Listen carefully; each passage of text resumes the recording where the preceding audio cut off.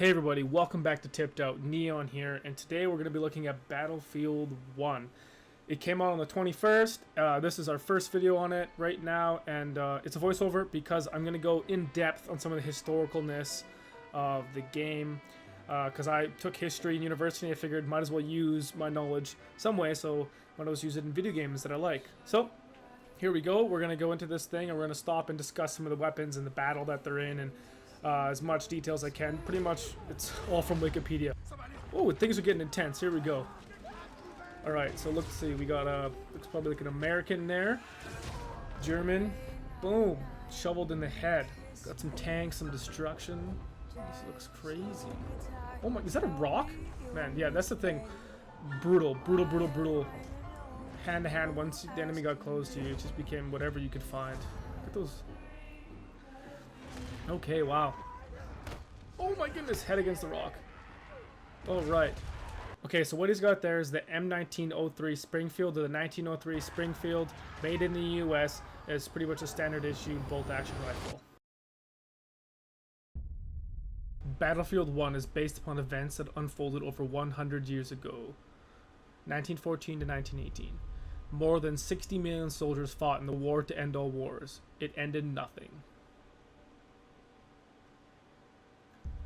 Yet it changed the world forever.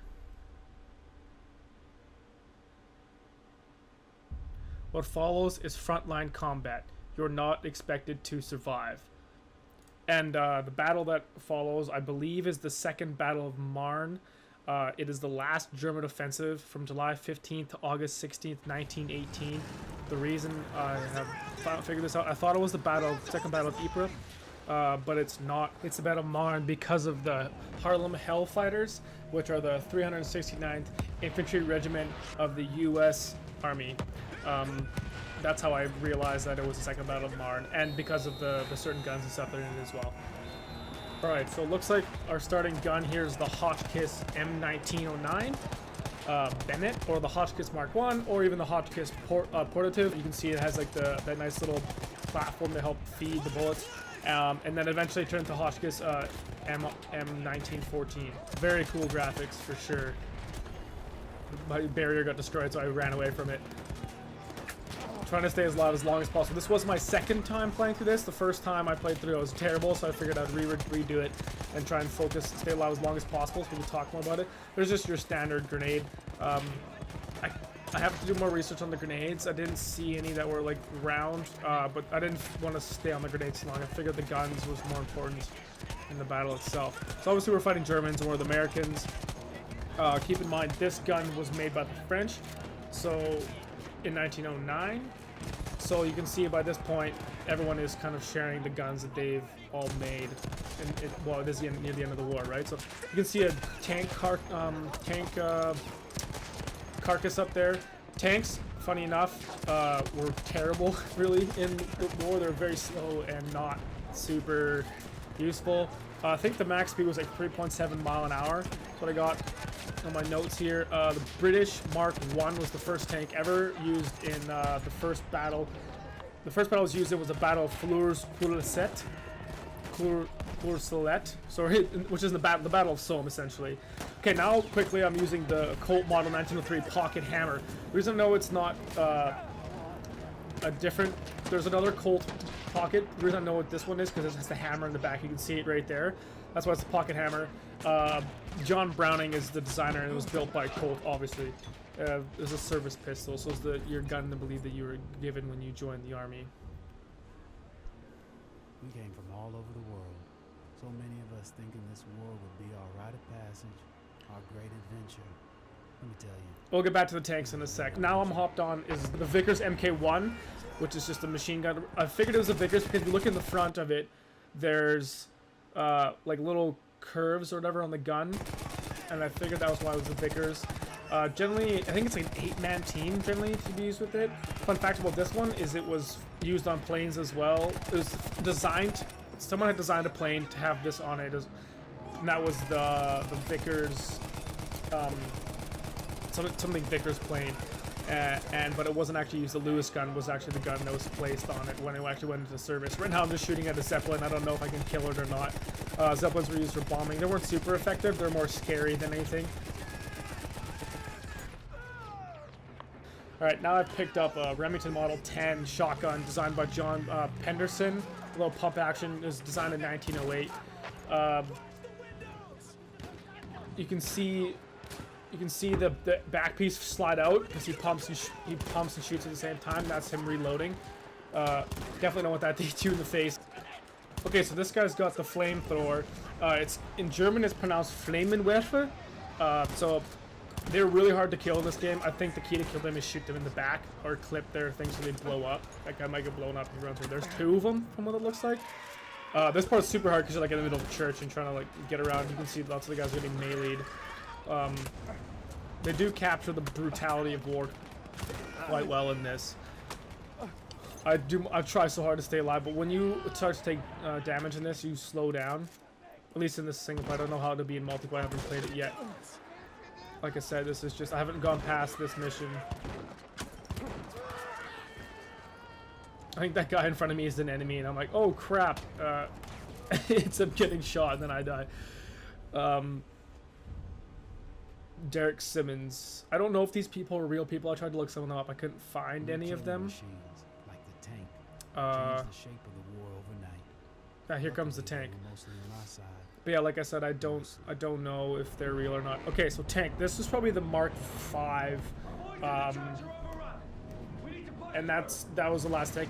8-man crew, 2 Hotchkiss 6-pounders, and then 4 303 Vickers machine guns. So right now I'm on the machine gun. You can swap between the machine gun and then the 6-pounders. They seem pretty effective at this point, but throughout the entire war they got stuck a lot and they weren't the most reliable. As you can see, they are very easily taken out, as what will happen later on. Spoilers. There's some planes there, so that's where you can tell it's very late war, because planes were normally just used in World War I as reconnaissance. But this is near the end of the war, so they probably started using some of them a little bit more in battle, I guess, to drop some bombs. There's another tank there. Trying to clean out, and there's no friendly fire, which was nice because I definitely hit some of our friends. I'm trying to get this flamethrower guy. I couldn't get him. Go to the destruction of the trees and stuff. I thought it was the Battle of Passchendaele at first, actually, but then more research showed me that it was definitely the shoot my own guy there. Whoopsies. So I'm just taking some pot shots way down over there at the farm building. So the other tank just got blown up there.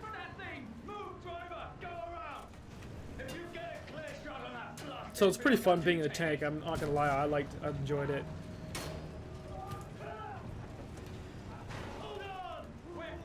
They want me to go kill this certain gun here. Just mowing down these guys.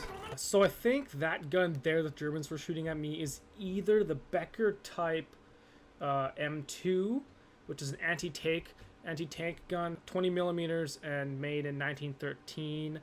And then the other one I think it could be is either the 7.62 centimeter. I'm gonna butcher this. It's infantry support gun. Is what I'm assuming it means. So infant Regschutz, something like that. It's and then L16.5, and then there's bigger ones, so on, so on.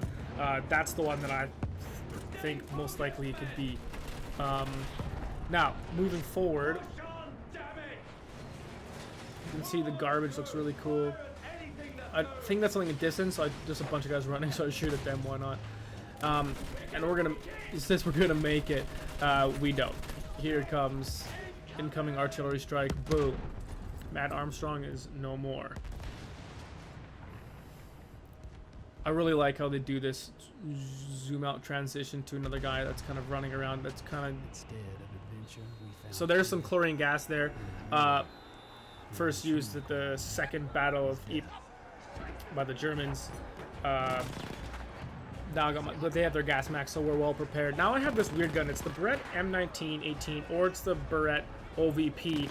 The reason I know it's one of the two is because of the top entry cartridge. There's 25 rounds. I looked and looked, and I figured it had to be at least one of those two. Obviously, there's gun gurus out there that are gonna know for sure what it is, but I'm just, you know, for the sake of the vid.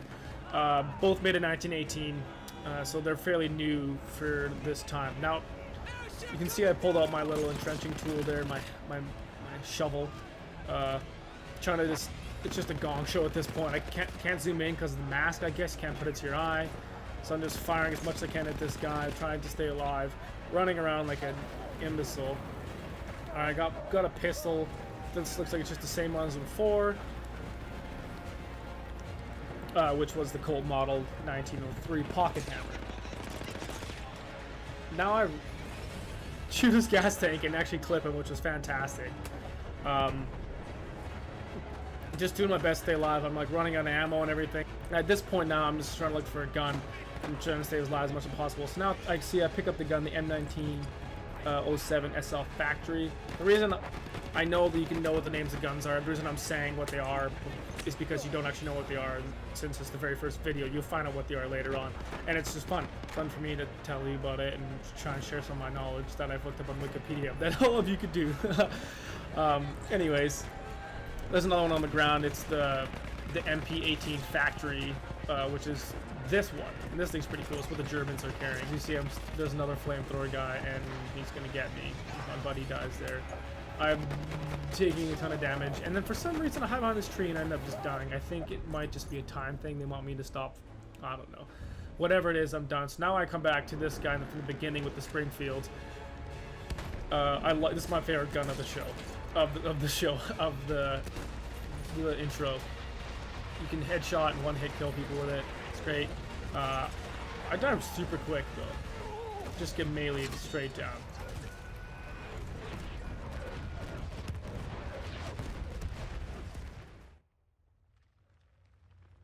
And then you wake up and it's just you and another guy. And that's the intro pretty much. Wait, the other guy's German. They push. We push. Every once in a while, we push hard enough that the light breaks through the clouds. And a world beyond the war glimmers, just out of reach. Well, there you go. That's the intro to Battlefield. Is the world. Just gonna show some Lawrence of Arabia stuff here. But behind every gun sight, some all over the world stuff. Is a human being. We are those people. Boom, train. That was pretty cool. We are the naive. We are the honorable. And the criminal. We are the bound for legend and the lost to history. We are the knights of the sky, the ghosts in the desert, and the rats in the mud. These are our stories. Pretty cool. Okay, well, this has been the first episode of our new series where I'm just going to play Battlefield and do as much historical talk in it as possible. It's better than you guys just going to Wikipedia and looking it up. I figured you could enjoy hearing my voice, and then I can enjoy playing the game and and all that jazz. So thank you so much for watching, guys. I've been Neon. Don't forget to like, comment, and subscribe. And as always, we'll see you in the next video. Bye-bye.